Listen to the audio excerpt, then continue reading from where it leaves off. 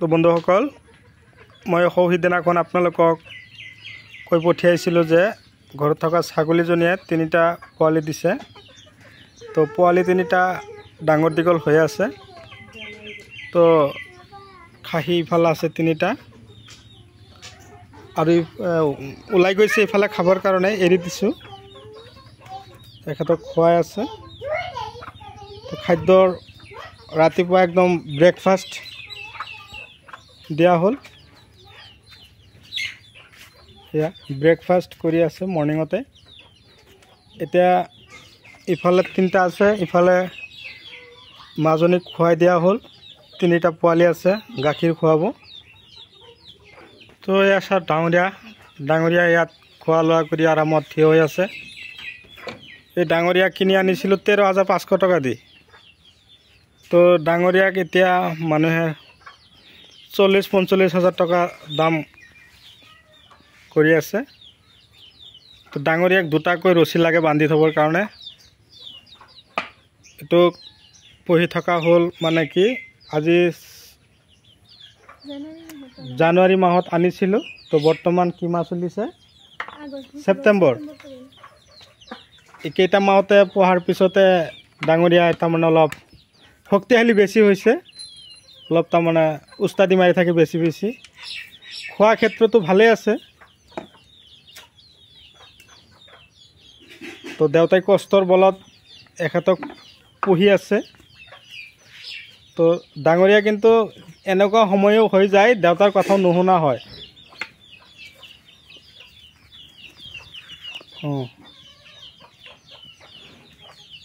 এতিয়া ইফালে যাব, ঘাঁহ খাবৰ কাৰণে গৈ আছে।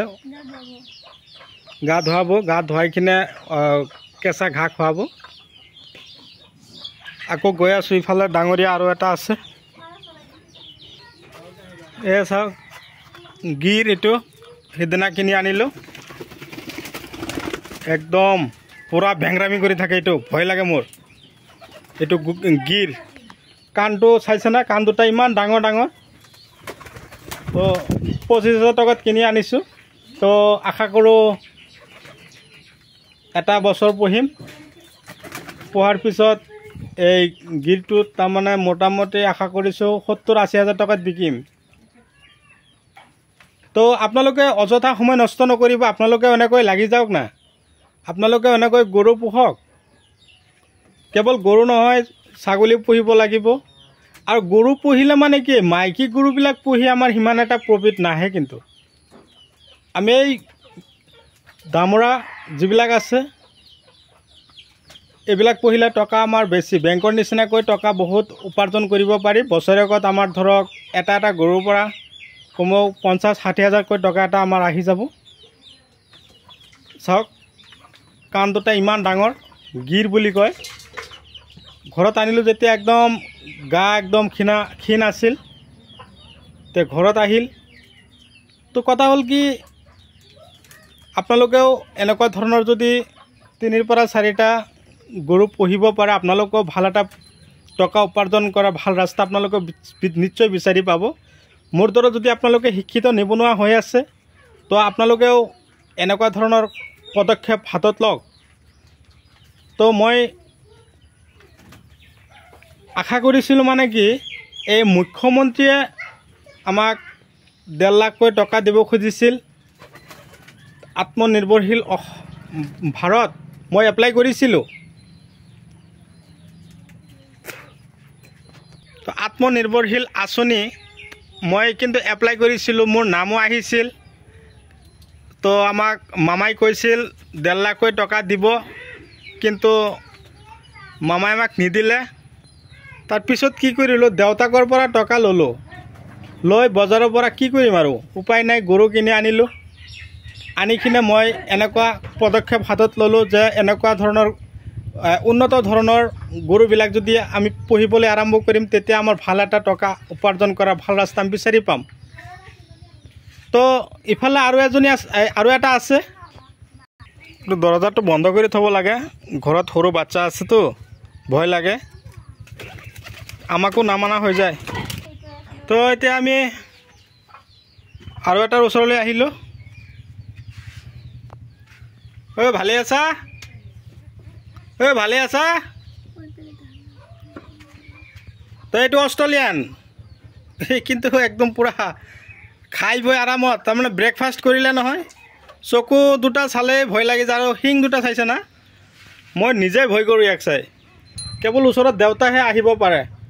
তো ইয়াৰ দাম বৰ্তমান ৭৫,০০০ টকা হৈ আছে। তো এইটো কিন্তু মই কিনি অনা নাছিলোঁ, মোৰ ঘৰৰে আছিল। দুটা কিনিছোঁ, এটা গিৰ আৰু এটা লোকেল। এই দুটা কিনি আনিছোঁ। এটা আনিছোঁ ১৩,০০০ টকাত আৰু এটা আনিছোঁ সেইদিনা ২৫,০০০ টকাত। আৰু এইটো কিন্তু আমাৰ ঘৰতে আছিল, অষ্ট্ৰেলিয়ান। বাচ্চা যেতিয়া হ'ল আৰু দেউতাক বিকিব নিদিলোঁ, ক'লোঁ যে এইটো আমি ঘৰতে পুহিম। দেউতাই তেতিয়া ক'লে যে এইটো আৰু বিকা দৰকাৰ নাই, ঘৰতে থাকক। তো দেউতাই কি কৰিলে, এনেকুৱা ধৰণৰ পকাকৈ ঘৰতে মাটিখিনিত পকা হেৰি কৰি দিলে, ইটাখিনি। আৰু এনেকৈ খাদ্য দিবৰ কাৰণে পকাকৈ হেৰি কৰি দিলে। ইয়াৰ মাজত আমি খাদ্য দিওঁ। তো দেখাত কিন্তু একদম পুৰা ভয়ংকৰ লাগি যায়। ওচৰত কিন্তু আমিও নাহোঁ। এই দুটাৰ ওচৰত যাওঁ মই, কিন্তু ইয়াৰ ওচৰত আহোঁতে মোৰো অলপ ভয় লাগে। তো চাওক, ইয়াক আমি ৰকি বুলি নাম দিছোঁ। এই ভয় লাগি আছে কিন্তু মোৰ। এই ৰোগীক দুটাকৈ ৰছী লাগে বান্ধি থবৰ কাৰণে। আপোনালোকে চাব পাৰিছে, দুটা ৰছী লগাই বান্ধি থোৱা হৈছে। এই এটা ৰছী আৰু সেইফালে এটা ৰছী, দুটাই দি বান্ধি থোৱা হয়। নহ'লে কোনো ধৰণৰ কথাই নামানে, ঘৰৰ মানুহৰ লগতো সি তাৰমানে উস্তাদি মাৰি থাকে। তো চাওক, তিনিটা বিকিলে আমি মোটামুটি ইফালে যদি এটা বিকিব পাৰোঁ ৪০-৪৫,০০০, আৰু ২৫,০০০ টকা দি যিটো কিনি আনিছোঁ, এতিয়া ধৰক মোটামুটি এতিয়া ৩০-৩৫,০০০ হৈ যাব। আৰু এইটো ৭০ৰ ওপৰত দাম হৈছে। এইটো খাদ্যবিলাক কিন্তু আমি উন্নত ধৰণৰ খাদ্যবিলাক খুৱাওঁ। আৰু গৰু এখেতক কিন্তু আমি প্ৰধান খাদ্যবিলাকেই হ'ব কি জানে, পেলুৰ ঔষধ আপোনালোকে খুৱাই নে নাই? চৰকাৰে কিন্তু ভাল পদক্ষেপ হাতত লৈছে। চৰকাৰী যিবিলাক ডক্টৰ আছে আমাৰ, পশু ডক্টৰ, এখেতৰ লগত ভাল সম্পৰ্ক থাকিব লাগিব। এখেতৰ লগত সদায় আলোচনা কৰিব লাগিব। এনেকুৱা ধৰণৰ গৰু যদি আপোনালোকে ঘৰত পুহিছে, কেৱল আমি প্ৰাইভেট ডক্টৰৰ ওচৰত কেৱল গৈ এখেতৰ পৰা ঔষধ কিনি আনি খোৱালে নহ'ব। চৰকাৰে কিন্তু গৰু পুহিবৰ কাৰণে ভাল এটা ডক্টৰসকলক হেৰি দিছে। ডক্টৰসকলে আমাক বহুত সহায় কৰিছে। তো আমি চৰকাৰী ডক্টৰৰ পৰা ভাল পৰামৰ্শ লওঁ, কি কি খাদ্য খুৱাব লাগে, কেলছিয়াম কিমান দিন পিছে পিছে খুৱাব লাগে, তাৰপিছত ভিটামিন কি খুৱাব লাগে। আৰু খাদ্যৰ তালিকাত কিন্তু বহুত পৰে। তো আমি একেবাৰে কি কৰোঁ, মাকৈ যে গুড়ি কৰোঁ, এই মাকৈৰ গুড়ি পাউডাৰ বনায়ো কিন্তু এইকেইটাক খুৱাওঁ। তো কথা হ'ল, আপোনালোকেও এনেকুৱা ধৰণৰ খাদ্যৰ তালিকাত আপোনালোকৰ ঘৰত থকা গৰুকেইটাকো যদি খুৱাই, চাইছেনে কি ধৰণৰ হৈছে? আপোনালোকৰো কিন্তু গৰু এনেকুৱা ধৰণৰ চেহেৰা হ'ব, মই আশা কৰোঁ। দুখৰ বিষয়, মই কিন্তু এপ্লাই কৰিছিলোঁ, টকা নিদিলে। এইটো ভাগ্যত নাছিল মোৰ। ঘৰত থকা যিখিনি টকা মোক দিলে, সেইখিনি দি মই গৰুকেইটা কিনি আনিলোঁ। আনি কিনে মই ঘৰতে পুহিবৰ আৰম্ভ কৰিলোঁ। তো আপোনালোকৰ আশীৰ্বাদ বিচাৰিছোঁ। আশা কৰোঁ মই এই বছৰত এইকেইটা মোটামুটি অহা ফেব্ৰুৱাৰী-মাৰ্চলৈকে বিকি দিম বুলি ভাবিছোঁ। ভাবি কিনে মই আপোনালোকৰ তাৰমানে সহায় সহযোগিতা কামনা কৰিছোঁ, যেন মই আৰু কমেও 10টামান বা 11টামান গৰু এনেকুৱা ধৰণৰ বাচ্চা কিনি আনি ঘৰতে পুহিম। উন্নত ধৰণৰ খাদ্য তালিকা এখেতক দিম, উন্নত ধৰণৰ চিকিৎসা কৰাই কিনে মই যাতে ভাল টকা উপাৰ্জন কৰিব পাৰোঁ। বেংকত যেন টকা ৰাখিছোঁ, তাত যেন টকা জমা হৈ আছে, এনেকুৱা যেন লাগি থাকিব। আপোনালোকেও ঘৰত এনেকুৱা ধৰণৰ পোহক। মোটামুটি ই দীঘে মোটামুটি 12 ফুট আৰু ওখ মোটামুটি এতিয়া 4.5 ফুটমান হৈছে। এই মোটামুটি যিটো গছ বুলি কয় সেইটো। তো আপোনালোকেও এনেকুৱা ধৰণৰ খাদ্য তালিকাৰ ভিতৰত আপোনালোকে কি ৰাখিব, শুকান খেৰ ৰাখিবই লাগিব, কেঁচা ঘাঁহ ৰাখিব লাগিব।